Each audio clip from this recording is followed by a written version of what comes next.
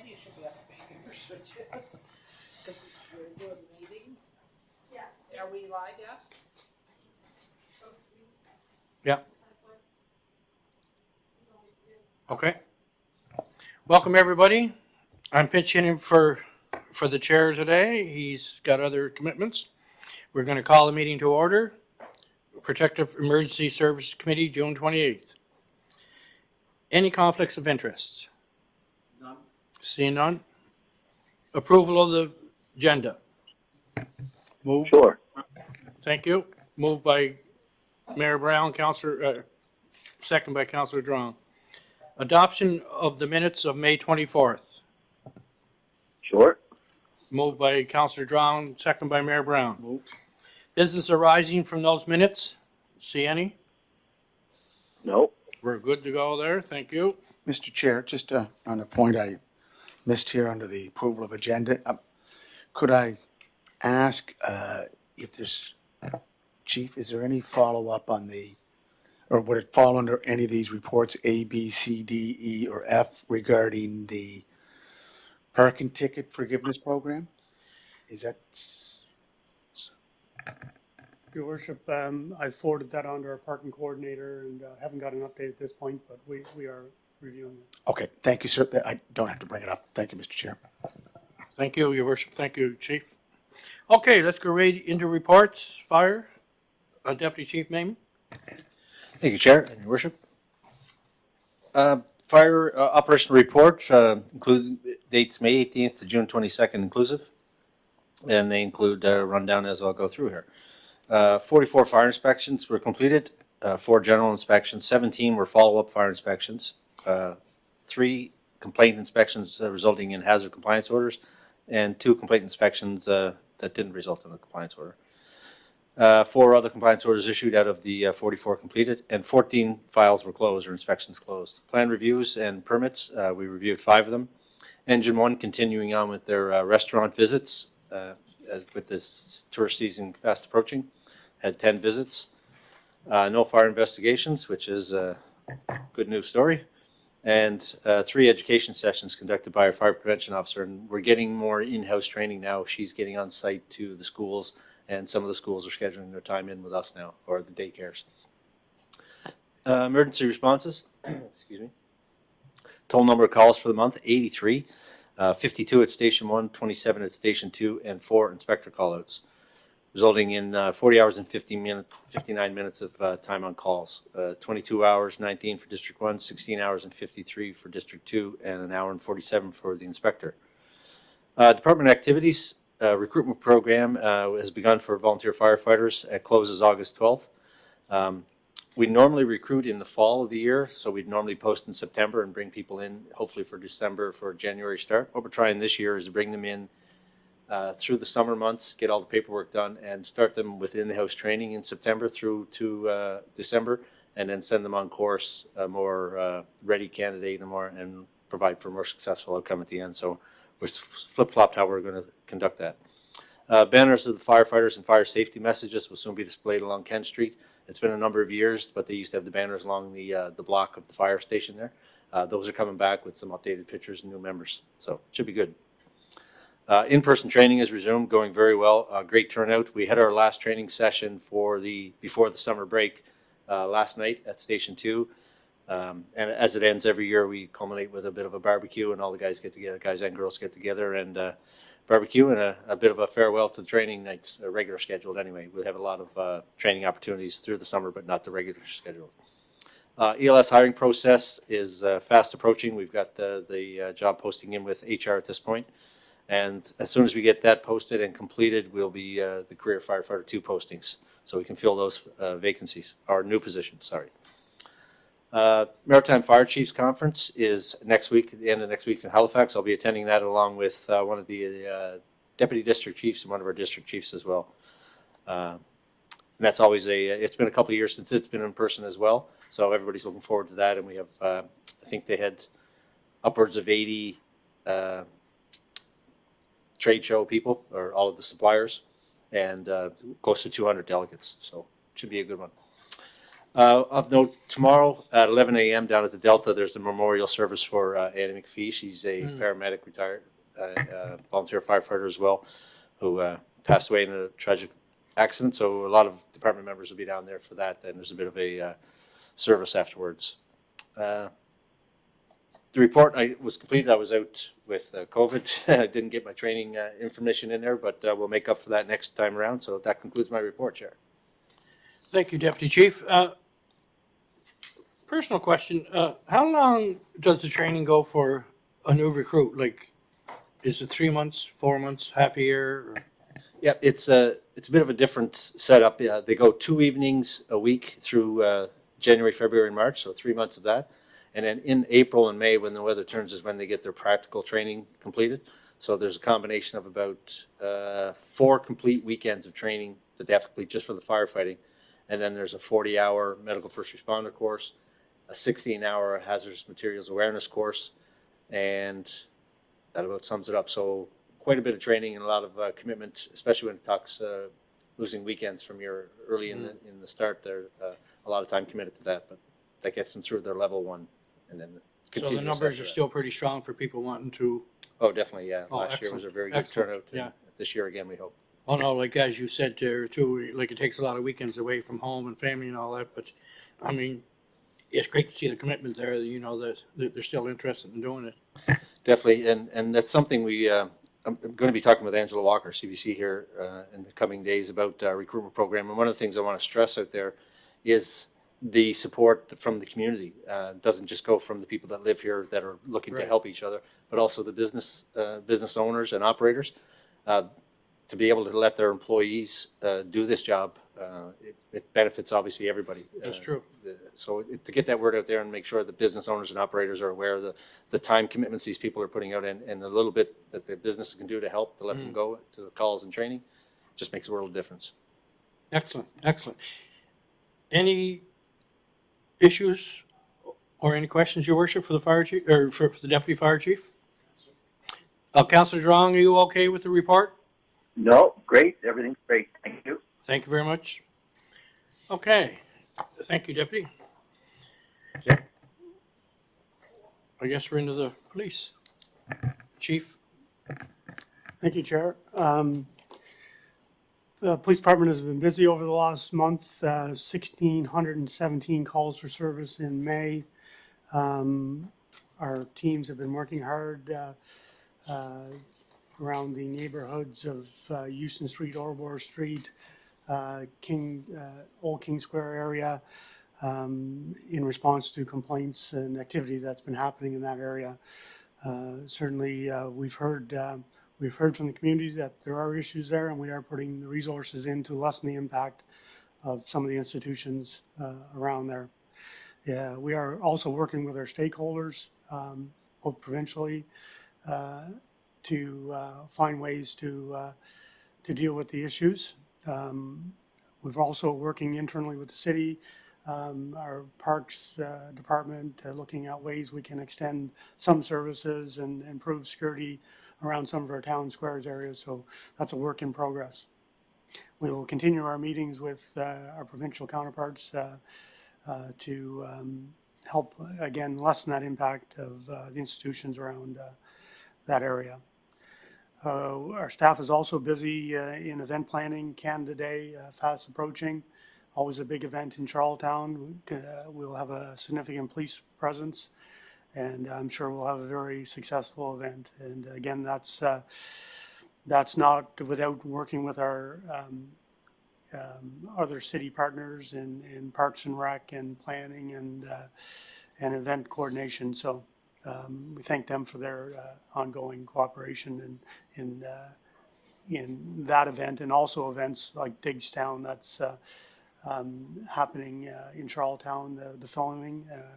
It's also requiring a policing presence, and we're happy to say we're been successful so far in delivering that policing response.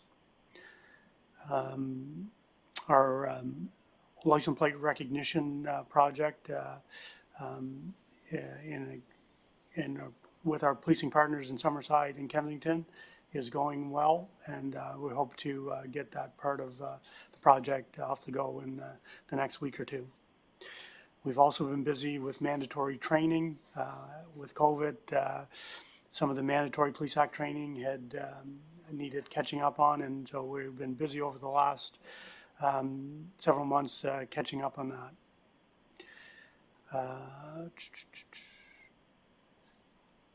We've also been in contact with the Department of Justice regarding the PEI midpoint policing review, and know that there's work planned to implement some of those recommendations in the near future, so we'll keep committee and council updated on that work.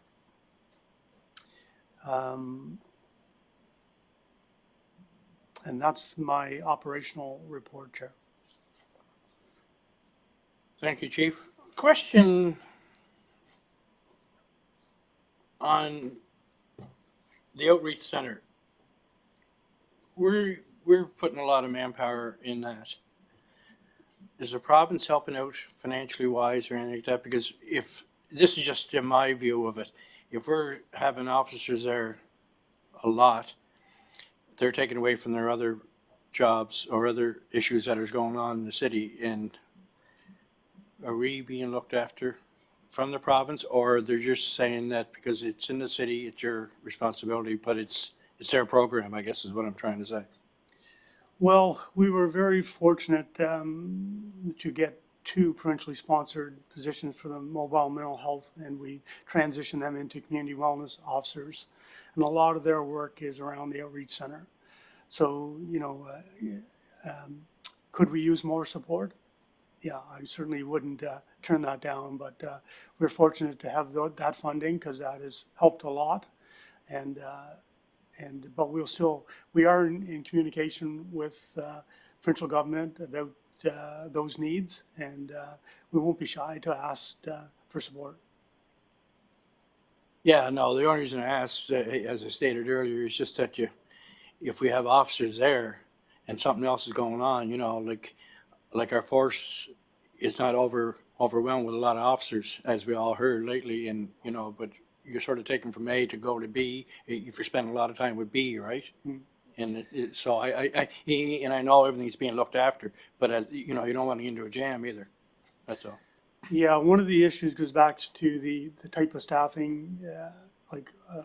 Historically, we've always relied on being able to attract summer part-time staff, which is no longer the current situation. Even having support, it needs to be in the form of long-term sustainable policing support. So that's the challenge. It'll be a long-term commitment to provide extra resources. So, but again, we will continue to advocate for and certainly challenge our partners to help us meet the challenges in our community. Excellent. Mayor Brown. Chief, just to follow up this police review, you mentioned it in your report.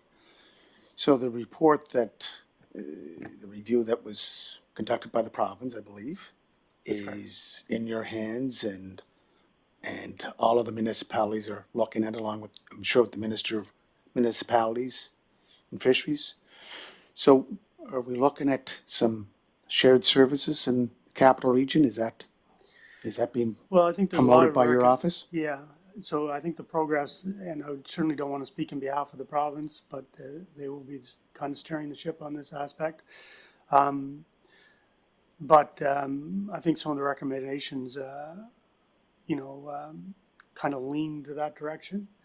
I think there's some efficiencies in shared services, and we're already doing some of that through our Guns and Gangs initiatives with Summerside and Kensington, providing some technical support to those agencies. I think there's probably more areas to exploit and look for the economies of scale of those types of shared services. So my understanding is there'll be a number of committees formed to look into different recommendations, and as that work progresses, we will keep committee and council updated. Yeah, just over the weekend, the new superintendent for L Division arrived. I think coming from Newfoundland, and being an opportunity for the CPS, Charlottetown Police Services, to engage with our new L Division Commander, Superintendent, and open that discussion, because this review is not just about municipal services, it's about the RCMP also, correct? That's correct. Yeah, I met with the new CAO last week, and I look forward to further discussions as we work collectively to at these recommendations and find what's in the best interest of policing here in PEI. And just a last question, Mr. Chair. So could we look at a timeline? Are we looking at 6 months, 365 days for, some actions from these working committees to bring some fruition to shared services, strong communities for policing here in the capital region? Thank you. Yeah, Your Worship, Chair, those timelines are kind of out of my hands. I know some of them, we're hoping that if there are recommendations or, regarding staffing or shared services, that there's some financial assistance to some of those. And so I can't give you a timeline on any particular, implementation of any of the recommendations, but I can tell you that all agencies in the island, including the RCMP, from my discussions, are have staffing issues, and so we're all very cognizant of our own needs, and but looking to help and partner where we can.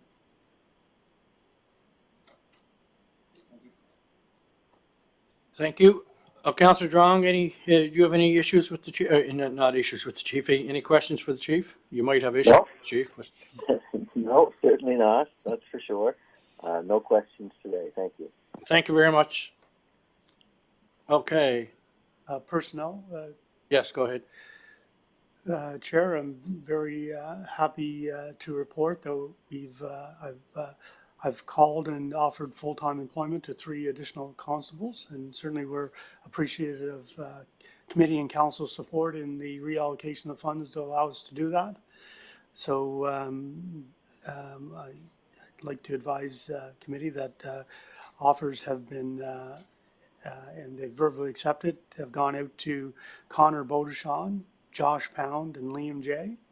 And we look forward to them joining our team, and certainly we can use the help. Excellent. And our current deputy chief and dispatch vacancies are with HR and interviews scheduled, and we're looking forward to getting those positions filled also. And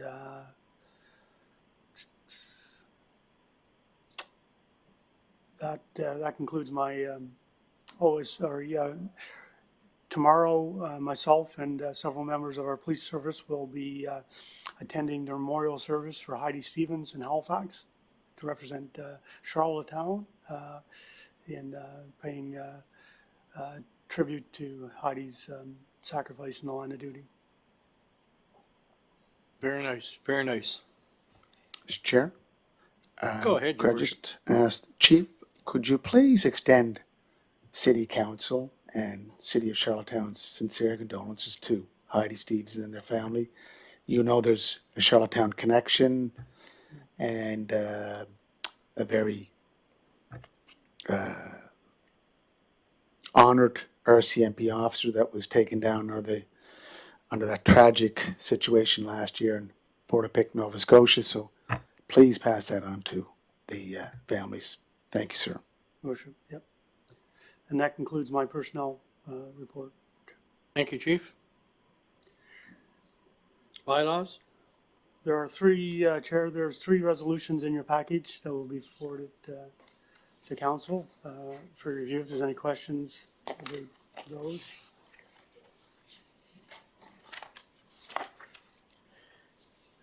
Yeah, our bylaw officer has been very busy reading this, hasn't he? I don't think the resolutions, Mr. Chair, I'm not sure that the resolutions, oh, there they are. They just are.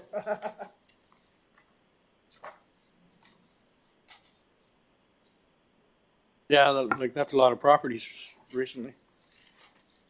Yes, our bylaw officer has been busy, a busy time of year. And Okay. Does anyone have any questions on the three resolutions? Mayor Brown, you okay? Good, sir. Okay. I'm good, Kevin. Pardon me, sorry. I'm good with them. Thank you very much. under bylaws also, we've been in conversation with planning and public works about transfer of responsibility for the street access bylaw to public works as as kind of a better fit. And I'd like to recommend to committee that be granted. I think it's in conversation with my my managers, with Scott Adams and Alex Forbes. We feel that's a better place for that bylaw, and I recommend that be implemented.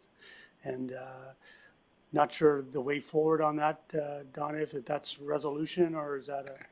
That will have to go to the Council Advisory Committee, because they are the ones who are responsible for the terms of reference, and they are the ones who, and the terms of reference outline what bylaws the committee is responsible for. So you could just do up a little report, send, if this committee is in concurrence, send that to the Council Advisory Committee, and they'll deal with it.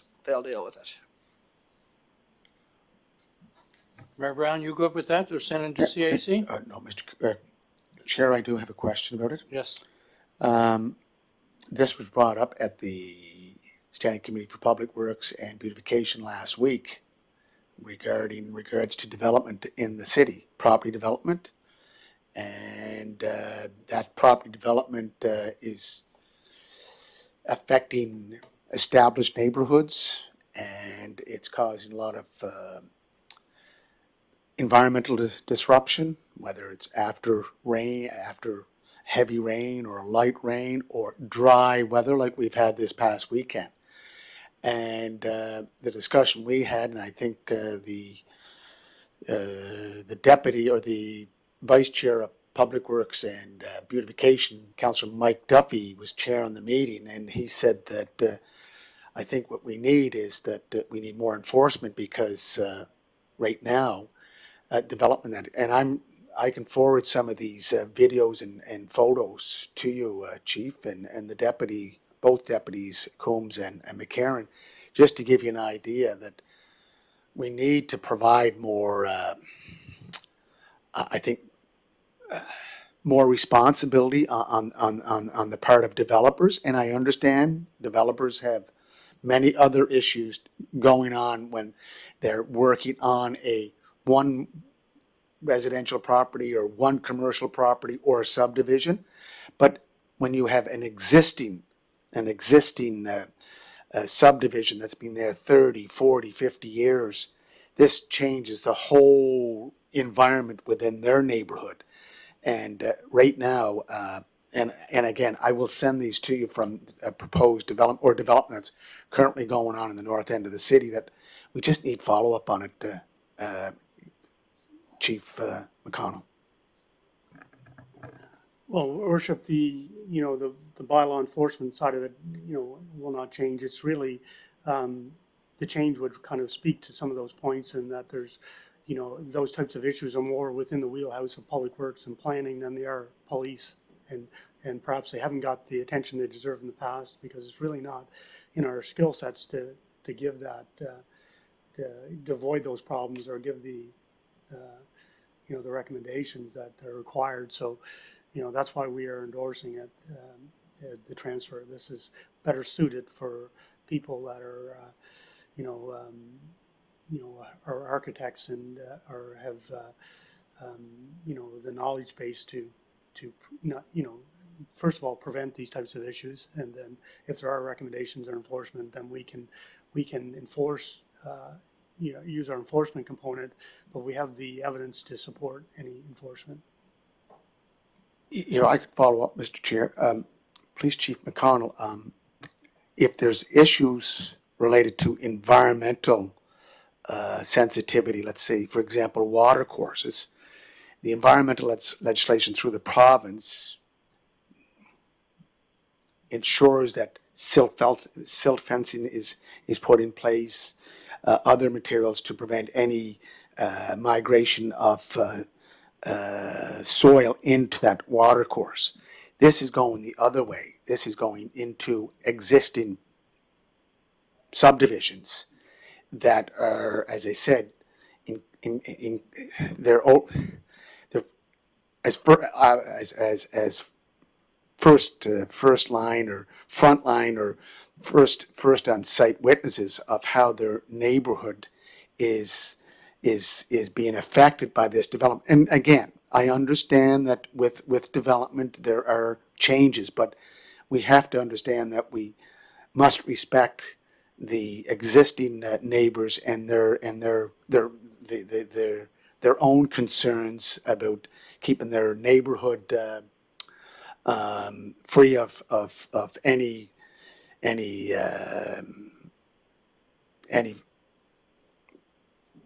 result of the construction. And I know in some developments, for example, during dry weather, water trucks are used to bring down or to dampen any environmental air issues from the development.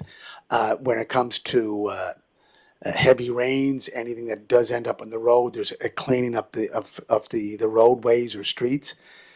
But I don't think planning has the enforcement tools, because the planning does not have summary offense ticketing yet. So we can't do it through that department. And Public Works and beautification would require assistance from police services to ensure that bylaws or environmental issues related to the development are addressed. Thank you, Mr. Chair. Your worship, yeah, you're absolutely correct on that, and no different than our tree enforcement bylaw. You know, if there's an action to be taken there, they rely on our bylaw officer for that enforcement kind of component. It'll be no difference. The enforcement side of it, or the support that we would offer departments, would not change in regard to bylaw enforcement. It's just who is be changing the authority on the bylaw and who's really keeping their thumb on the pulse of activity under that area. Okay, so Mr. Chair, I'll just finalize this issue. So currently, the street access bylaw falls under police services. That's under its terms of reference, correct? That's correct. Okay, so the situation that we have, it's in some of these developments where construction's taking place, if someone is, a neighbor from an existing subdivision is concerned about what's going on, do they report that to police? Can you just repeat that So question? if, for example, if the heavy equipment traffic going through their neighborhood, because it's dry, is causing all this airborne environmental disruption, or when there's heavy rain, there's excessive tracks left by heavy equipment, and they need they need a response because it's affecting their daily lifestyle, and they understand that. But other development that has occurred in around their neighborhood saw other mitigation services by the private contractor that was overseeing a particular development. So if there's an issue, do they make the call to Public Works, beautification, planning and development, or police services? I don't think the mechanism for calls for response to any sort of issues as you described, I think that would still come to police, and we would work with our partners to mitigate those issues. We see similar activity at our ports, and the activity coming away from the ports in forms of gravel trucks and things like that. And we respond to those types of calls too. It's no different. So if there's I don't see that changing. So if that is a concern, I don't think that will change any. Okay, appreciate that. Thank you, Mr. Chair. Thank you. Councillor Drong, any questions for the chief on street access bylaw? No, I'm fine, thank you. Thank you. Mr. Chair, so this, we will take this to the, you'll draw up a little report and we'll take it to the council advisory committee. 10-4 on that, Okay. Chair, and I will do so. Copy. Oh yeah, that'd be more work for Jill, but that's okay. Chair, that concludes my bylaw report. Okay. Thank you very much, chief. Community policing, is that you, Deputy Chief? It is. Yes, before I, thank you, Chair and Your Worship. Just before I start in on the community, I just wanted to backpedal on the other conversation with the Outreach Center. Just wanted to mention that I had a meeting with the Assistant Deputy Minister of Health last week, and she wanted a halfway update on how the unit is getting along, and we were able to provide a detailed report as to what those officers have been doing for the last 6 to 8 months, and they were quite impressed with the data and the results that we were able to provide them. So things are looking good from our end. Yeah, and it's a personal question. The only reason I ask is I hate to see our force run very thin. Yeah. You know, because we're spending so many hours down there. So that was the only question I had to Yeah. ask. Yeah. Okay. And then to move forward with the community, our officers, like the chief said, have been very busy in the month of June with training, very heavy training month. However, we were still able to get out in the community. We were able to assist with the Diverse City event that went on this weekend. It was very successful. We helped in the planning and the controlling of traffic during the Rainbow Run, which is part of the PEI Marathon 5K run for people of all ages. That was on June 18th. We were involved in the planning and attended the Active Transportation Bicycle Week, and we had our mascot Copper out to that as well, and he was present at Victoria Park to engage with the children, and there's a story on that on our website. Constable Coffin, as we mentioned here in the past, his niece works with us as a cadet. The two of them represent the Charlottetown Police Service in Truro on June 17th and 18th for the annual 911 ride.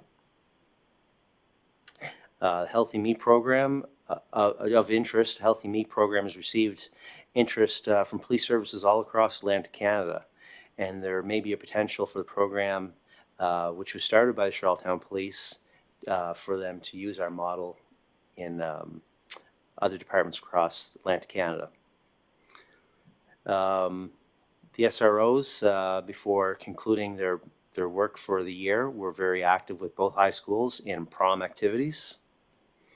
The old Car 52 has been shined up and is ready for another season, and is available for all summer functions. Already participated in a few. We've also established a pedal bike unit consisting of 4 general patrol officers. We're just starting this up, so they'll be used right now for special events. It's not an ongoing unit, but they can be brought up for any festivals or activities that come up throughout the summer. Also, I attended the Provincial Mental Health Summit put on by Health PEI, and it was held here in Charlottetown. It's provincially driven, but I can tell you that from sitting in on that meeting that things are moving forward with the health campus. I won't steal their thunder, but I can tell you that some programs are starting as early as September, and buildings are being built and some are opening.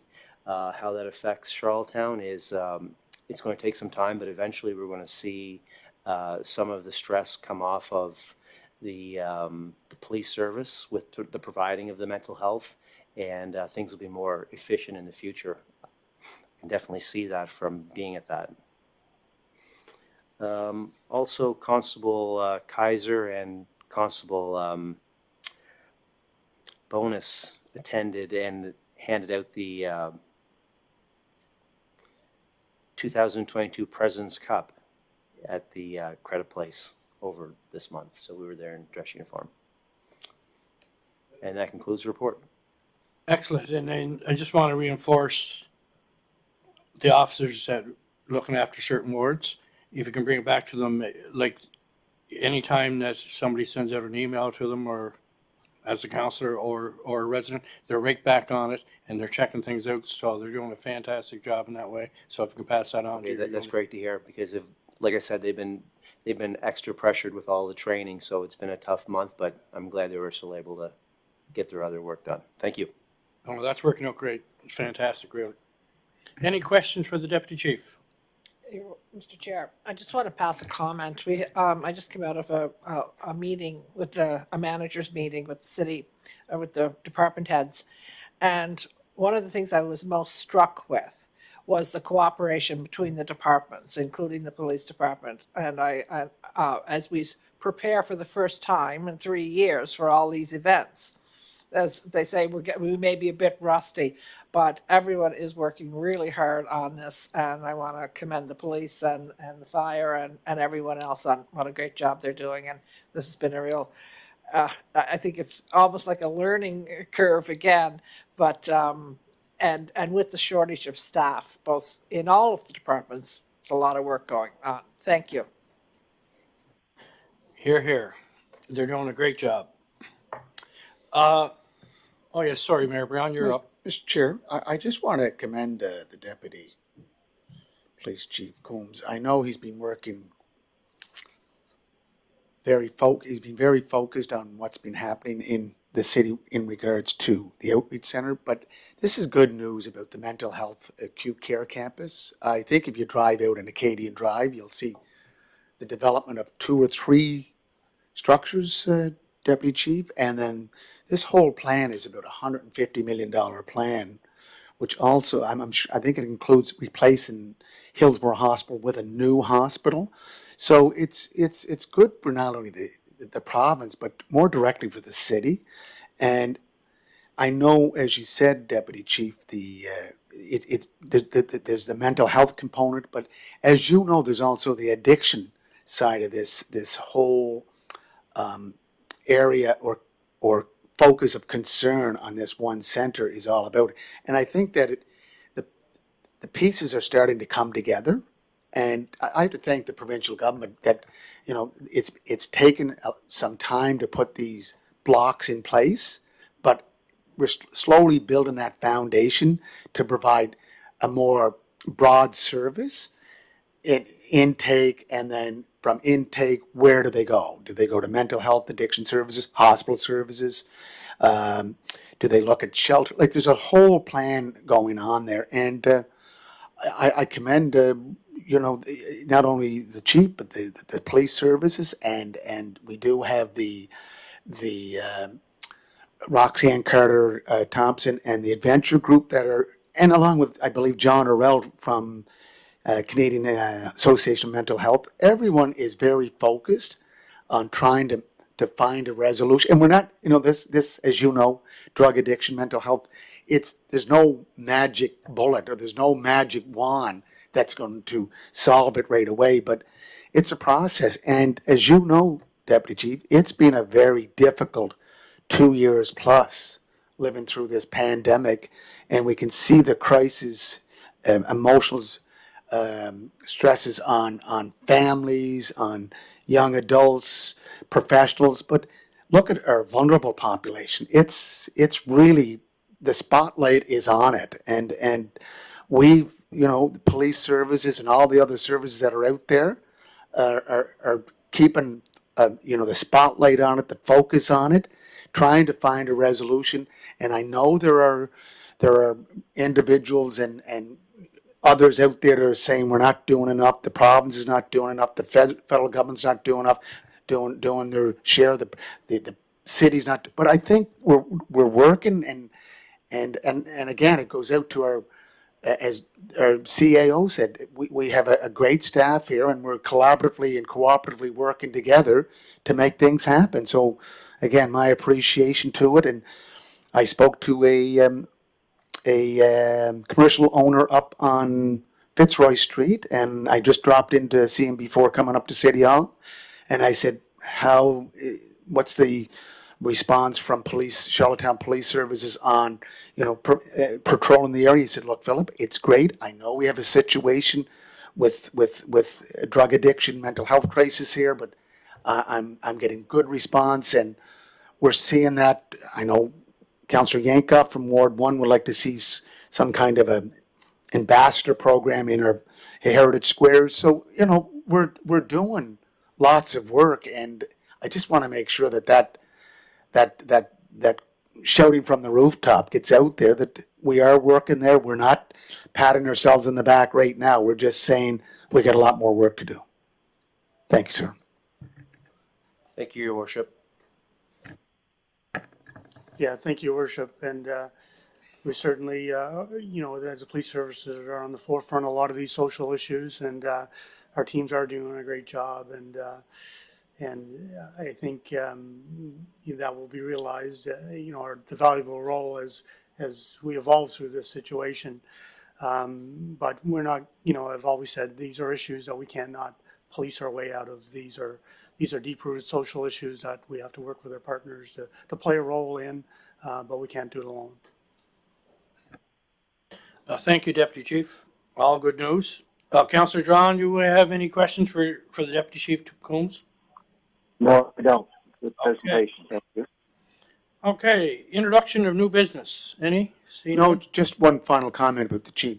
I don't know if you know this, but the chief has walked in around the downtown area, and I've seen it on Facebook, has met up with some residents, and that's commitment when you see your chief of police walk in the streets of the city to get a response. And so, Chief, I commend you for how you handled many of the situations that you run into, but it's not an easy job out there. And I think that some could just be locked up in their office and just wait for the storm to pass.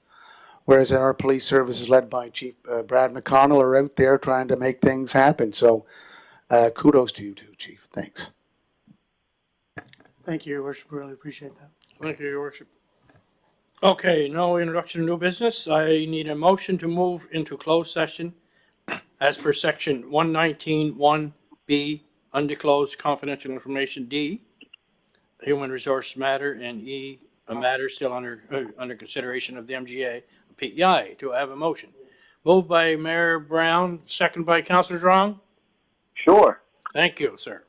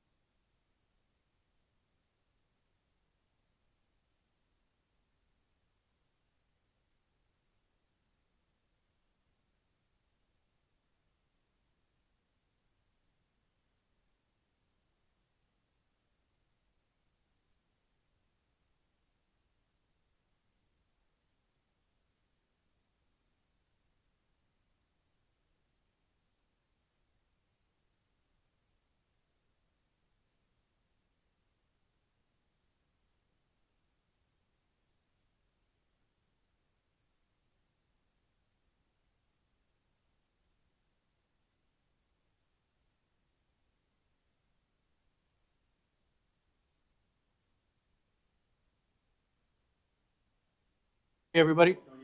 You too, Oh, sorry. everyone. No, we gotta take a moment to go back in open session. Just to say goodbye.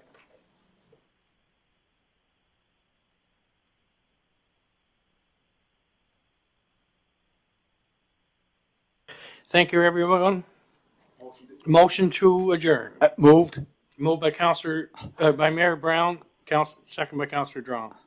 Thank you. Thank you.